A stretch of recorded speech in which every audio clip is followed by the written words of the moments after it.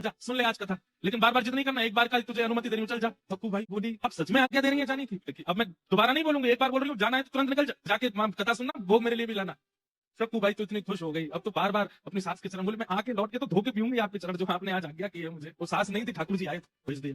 सक्कू भाई आज कथा में गई, इतना नाची कीर्तन में और रोती रही। कोई ऐसा प्रसंग व्यास जी सुना नहीं रहे थे, लेकिन सक्कू भाई रोती रही। क्यों? उसे बार बार ये लग रहा था बस अब इतनी देर की और रह गई, अब बस थोड़ी देर में भी पूरी हो जाएगी, अब बस ये विश्राम होने वाली है। और जैसे ही विश्राम का जय जयकार लगा, सक्कू भाई तो बेहोश जैसी हो गई, अब पता नहीं दोबारा कब सुन पाऊंगी। लेकिन सक्कू बाई तो गई थी कथा में, वहां सास ससुर तो 24 घंटे नजर रखते थे, क्या कर रही है, क्या कहाँ जा रही है, क्या खा रही है, क्या पी रही है, क्या सब नजर रखते थे। तो सास का रूप धारण करके तो सक्कू बाई को भेज दिया कथा में, और सक्कू बाई के जाते ठाकुर जी सक्कू बाई बन गए और घर में सारी सेवा करने लगे, बर्तन मांज रहे हैं ठाकुर जी, कपड़े धो रहे, धो करके बढ़िया उनको गई बना के धर रहे हैं। वाह, ठाकुर जी सेवा कर रहे हैं, आप ताली बजा रहे हैं, बर्तन धो रहे हैं, झाड़ू लगा रहे हैं। सास बोलती ए सक्कू की माँ घी लेके आ, थोड़ा पैर में मेरे मालिश कर दो। ठाकुर जी घी लेके गए, मनी मन सोच रहे रुक जा ऐसी मालिश करूंगा आज तेरी, तू भी याद रखेगी जीवन भर। ठाकुर जी के चरण में हाथ स्पर्श होते ही उसको तो आहा, आज तो सक्कू तेरे हाथ में बड़ा आनंद आ रहा है। ठाकुर जी धीमे धीमे हाथ से, पर जैसे ही नृसिंह वाले हाथ स्पर्श कराते, अरे अरे धीरे कर धीरे, अरे मां लग गई क्या आपको? नहीं नहीं आप धीमे धीमे थोड़े, क्या है कि बर्तन धोएगा तो कर्कश हो गए हाथ मेरे। अरे तुम्हें तो यहाँ तक वर्णन है कि जैसे सक्कू बाई को गालियां देती थी, जैसे सक्कू बाई को कभी बाल खींच लेती थी, ऐसे ठाकुर जी के भी करे उन्होंने, गाली दी, ठाकुर जी के भी बाल खींचे, ठाकुर जी सब सहते रहे।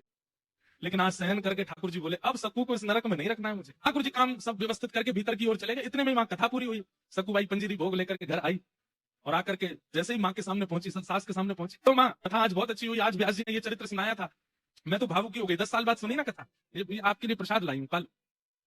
सास बोली सक्कू तू कथा में कब गई? मैं तो दोपहर को ही चली गई थी, अभी संध्या हो गई, रात हो गई, मैं तो पूरी कथा सुन के आई हूँ आज। तू मुझे पागल बनाती, तू झूठ बोलती, तू तो यहाँ बैठी थी मेरे, तेने अभी ये मालिश करी है, घी लगाया, ये देख अभी भी पात्र रखा है, ये सब काम करके गई, तू कब कब में चली गई प्रसाद लेके आई? सक्कू भाई बोली मैं तो थी नहीं यहाँ पे, आपने तो बोला था कि जाओ कथा सुन करके आओ, तू यहाँ नहीं थी तो फिर कौन था यहाँ पे? हाँ, सास घबरा गई, वो ससुर जी की भी कोई सेवा करे आए थे, ठाकुर जी पति की भी सेवा करे आए थे, सबके साथ में कुछ कुछ करे आए थे ठाकुर जी, सब आ करके बोले अरे सक्कू तूने तो हमें मुझे भोजन बना के दिया, पति बोला तुमने मेरे कपड़े निकाल करके दिए थे, सक्कू बोली मैंने कुछ नहीं किया, मैं तो कथा सुन के आई हूँ।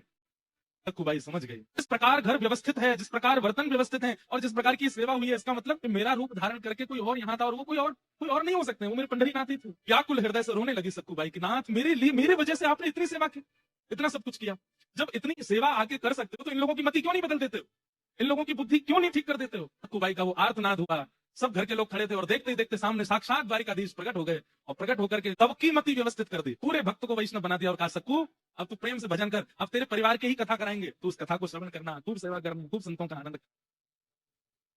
तो एक सक्कू बाई जिन पर ठाकुर जी ऐसी कृपा करते हैं।